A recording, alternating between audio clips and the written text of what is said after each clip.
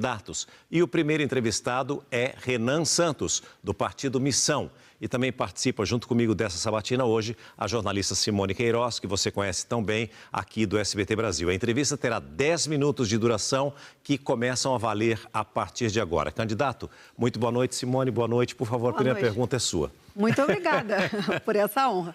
Muito boa noite, candidato.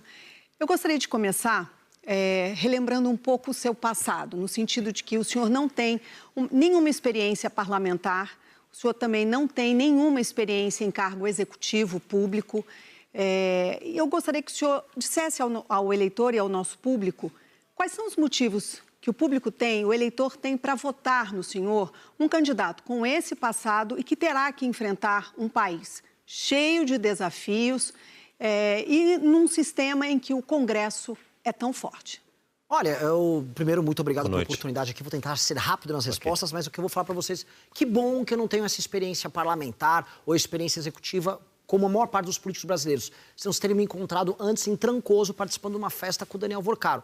Existem políticos bons? Sim, cada vez mais raridade. E os seus problemas aqui no Brasil não se resolvem. Minha experiência política surgiu primeiro nas ruas, organizei as maiores manifestações do Brasil contra a ex-presidente Dilma Rousseff, me tornei o mais jovem presidente de um partido político, dando a oportunidade a milhares de jovens poderem participar da política sem participar do jogo sujo.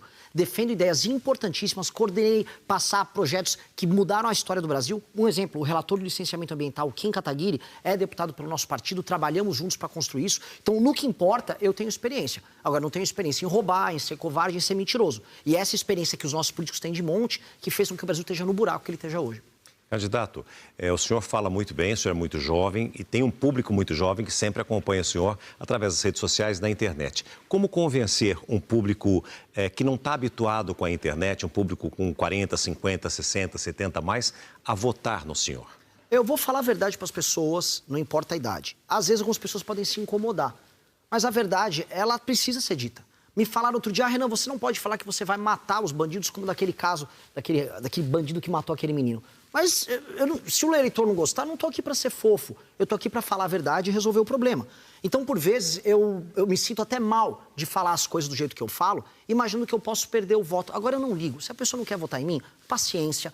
Tem um monte de político com muita experiência, com participação em escândalos, tem à disposição para votar neles. Agora, vocês querem alguém que vai passar fogo em bandido vagabundo e cortar privilégio? Sou eu. E é a minha linguagem se é de internet ou não? Não importa muito. No fim do dia, é linguagem, no fim do dia, é a verdade que precisa ser dita e eu estou aqui para ser questionado pelo que eu digo também.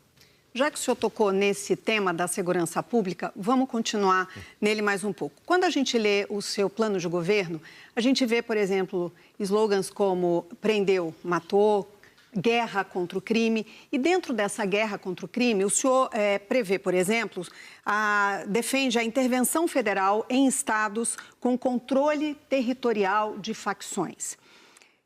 E através, por exemplo, com o uso de força das Forças Armadas, via GLO, né, garantia da lei e da ordem. Então, seguindo nesse raciocínio, duas perguntas.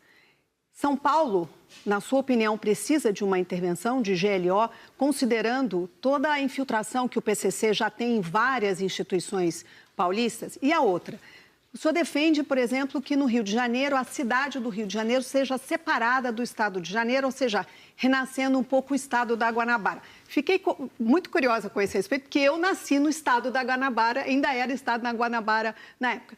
São Paulo e Rio de Janeiro, o que o senhor tem a dizer sobre isso? Primeira coisa, vou fazer intervenção em praticamente todos os estados da federação. A intervenção não significa que eu vou afastar o governador. Isso eu vou fazer no Rio de Janeiro e já vou dar o recado também para os governadores da Bahia e o governador lá do Ceará. Vocês dois, se vocês não cooperarem na guerra contra o crime, eu vou fazer uma intervenção também no estado de vocês, porque são dois estados que estão tomados pelo crime. O Rio de Janeiro está tão tomado que a ALERJ, a Assembleia Legislativa do Rio, foi basicamente controlada por gente ligada ao Comando Vermelho. Então você vai precisar de uma atuação muito enfática. Aqui em São Paulo, vamos fazer uma intervenção no Porto de Santos, que é onde o PCC faz a atuação dele para exportar droga. Lá no Mato Grosso do Sul, vamos atuar na fronteira. Se os governadores cooperarem, vamos adorar, vamos trabalhar junto. Se não cooperar, eu vou ter que fazer a intervenção. O que é cooperar? Cooperar, por exemplo, eu vou fazer uma operação em conjunto com o governo estadual, junto com as polícias locais, colocando a Polícia Federal e a inteligência do Estado para pegar e passar a rapa nos bandidos. Se acontecer igual acontece no Ceará, do senhor Eumano, que o governador finge que não está acontecendo, finge que Fortaleza não foi tomada pelo crime organizado, que Santa Quitéria não está tomando, nós vamos ter que agir. Porque a Constituição me manda. Eu, presidente da República, não posso permitir que território brasileiro fique na mão de faccionado. É uma guerra. É igual a guerra, assim, numa guerra, está acontecendo guerra na Ucrânia agora. A Rússia invadiu o território da Ucrânia. No Brasil é a mesma coisa, só que troca o nome Rússia por Comando Vermelho ou PCC. E aí o Estado brasileiro não vai atuar? É obrigação. Eu vou prevaricar. Prevaricar, para quem está assistindo, prevaricar é a pessoa que tem uma posição pública não agir quando ela tem que agir. Eu tenho que atuar. Eu tenho que ir para cima desses caras. Esses caras estão tornando a nossa vida um inferno. O senhor disse em entrevistas que o senhor é uma alternativa a Bolsonaro e a Lula, que o país está muito polarizado e o senhor seria a alternativa para esse voto. O que dizer para o eleitor, convencer um eleitor que vota no Lula, convencer um eleitor que vota no Flávio Bolsonaro a votar no senhor? De maneira clara, se eu vou fazer as reformas, vão fazer o Brasil crescer. Se eu vou para cima do crime organizado, ou seja, vou resolver os dois problemas. O brasileiro está pobre pra caramba, o brasileiro é roubado pelos políticos e o brasileiro é roubado pelos ladrões. Eu apresentei o maior livro de proposta de todos. Eu faço um desafio para os demais candidatos. Apresente um livro de 460 páginas de propostas como eu apresentei. Os outros não vão apresentar. Aí eu estou apresentando isso para esse eleitor. Se esse eleitor não achar o suficiente, continua votando mal. Vota aí no Lula. Vota aí na família Bolsonaro, todos nos mesmos escândalos. Os caras estão no escândalo do Banco Master, os caras estão no escândalo do INSS, continua votando nele. O que eu falo para esse eleitor é o seguinte, eu estou fazendo o que é certo, eu tenho um passado ilibado, eu lutei contra o PT quando precisei lutar com o PT, denunciei crimes cometidos pelo bolsonarismo, sou uma pessoa que estuda muito, ninguém vai falar propostas melhores do que as minhas. Agora, se a pessoa que ainda acredita em 2026 que o Lula vai resolver o problema do Brasil não quer votar em mim, parabéns, você vai estar destruindo o futuro dos teus filhos. Um dia os teus filhos vão te cobrar pela tua covardia. Candidato, também no seu programa de governo, o senhor estabelece uma oposição firme a qualquer tentativa, por exemplo, de propostas de regulação da mídia e da internet, isso em nome da defesa da liberdade de expressão. Então, nesse contexto, eu queria saber a sua opinião sobre uma decisão que saiu essa semana com relação ao Discord, em que foi determinado que no Brasil o Discord, que é um aplicativo, não pode fazer transmissões ao vivo, e isso em função do caso de uma menina que teria sido incitada ao suicídio durante uma dessas transmissões ao vivo. Qual é a sua posição? Isso é intervir ou é intervir legitimamente para proteger crianças e adolescentes? É que essa decisão, ela está toda errada. Eu chamo ela de Decijanja, porque quem tomou a decisão foi a Janja, que nem cargo público tem. Ela é esposa do Lula, conheceu o Lula lá no presídio e agora quer decidir coisas sobre rede social. Pra vocês entenderem, essa moça fez um negócio muito triste numa rede chamada Instagram. Foi no Instagram que isso aconteceu. A transmissão aconteceu no Instagram. A Janja não quis derrubar o Instagram. Ela inventou o que aconteceu nessa outra rede chamada Discord. Tanto foi no Discord que o Discord já acatou a decisão. Lógico que ele acatou, ele está sob pressão.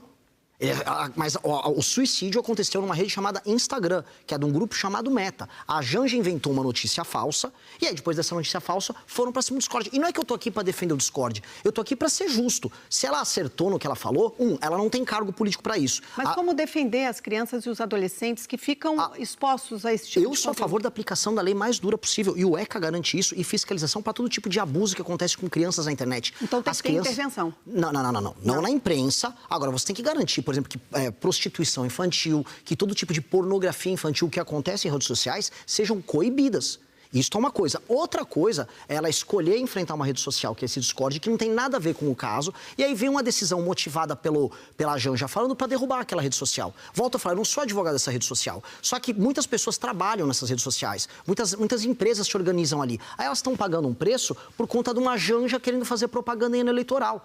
Desde quando a Janja se preocupa com criança? Uma dica, foi morto um menino agora. Foi morto num assalto, num latrocínio por um bandido. A Janja vai querer aumentar a pena para esse bandido? Ela não está preocupada. Ela não liga para esse menino que morreu. A Janja liga, no fundo, para bandido. Assim como esse governo, que é um governo que defende bandido. Se eles ligassem, estavam se preocupando com isso. O lance, das vezes, é que ela quer parecer que entende do assunto. Entende nada. A Janja tinha que ficar quieta lá e não encher o saco. Candidato, eu conversei com alguns economistas e todos são categóricos em dizer que, independentemente de quem vença as eleições, a partir de 2027, o Brasil vai viver uma recessão muito grande em virtude das dívidas contraídas pelo atual governo. Mesmo assim, ainda é um desafio? E por que esse desejo de querer assumir, sabendo que nós vamos ter um prejuízo tão grande economicamente falando? Porque, eu vou resolver, e 2, quanto mais difícil, mais eu fico interessado. Você só vai entrar para a história se você for um cara capaz de resolver grandes problemas. O país que eu nasci, o país que eu vivo, está destruído por esses caras. Está tomado pelo crime, a nossa economia está devastada. Hoje, as Casas Bahia pediram recuperação judicial, uma empresa tão tradicional.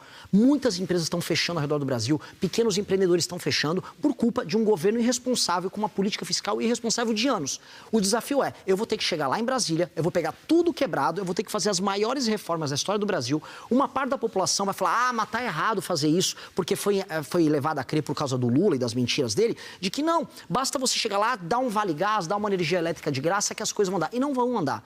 Enquanto isso, nós estamos, volta a colocar, com as nossas empresas quebrando, a nossa economia não está andando. Eu quero entrar para assumir a bucha mesmo. Eu quero pegar, quanto mais difícil, me manda que eu quero fazer as maiores reformas da história, para um dia as pessoas lembrarem que Renan Santos, do Partido Missão, foi o maior presidente que esse país já teve. Dá tempo da gente fazer uma última pergunta? Queria saber como é que o senhor vai lidar com a postura do governo americano, o governo Donald Trump, com relação não só à nossa economia, como também em relação à segurança pública. Essa semana, o governo... Aliás, no final de semana, o governo americano anunciou que pretende fazer operações militares conjuntas com alguns países aqui na América Latina. Como é que o senhor vai lidar com isso? Primeira coisa, o Trump é um fanfarrão, está atacando a nossa agricultura e está atacando a nossa economia. De verdade. Tem gente que fica puxando... O Flávio Bolsonaro fica puxando o saco do Trump. O Trump só sabe negociar com gente que negocia duro com ele. O Lula não negocia duro e a família Bolsonaro puxa o saco. Comigo não vai ter esse jogo. Se os Estados Unidos quiserem cooperar, nada de trazer tropa para cá, cooperar com inteligência, com informação, vamos cooperar igual outras nações vão cooperar. Agora, quem vai destruir o crime no Brasil serão os brasileiros. Imagina que vergonha. Olha aquele policial hoje que perdeu seu filho. O policial quer ter a honra de entrar para a história por ter destruído essas facções. A gente não pode dar essa honra para uma tropa americana. Não vai ser o Donald Trump que vai tirar da gente o orgulho de resolver os nossos próprios problemas. Seremos nós, brasileiros. Eu volto a colocar, seria humilhante para a gente delegar isso para eles. Não vou permitir isso. Agora, cooperar para atuar em conjunto, na hora. Candidato, muitíssimo obrigado pela sua participação conosco. Muito Boa obrigado. sorte, dia 3 de outubro, viu? Obrigado, Simone, por estar conosco também. Eu quero lembrar que amanhã, terça-feira, o nosso convidado aqui no SBT Brasil é Augusto Cury, do Avante.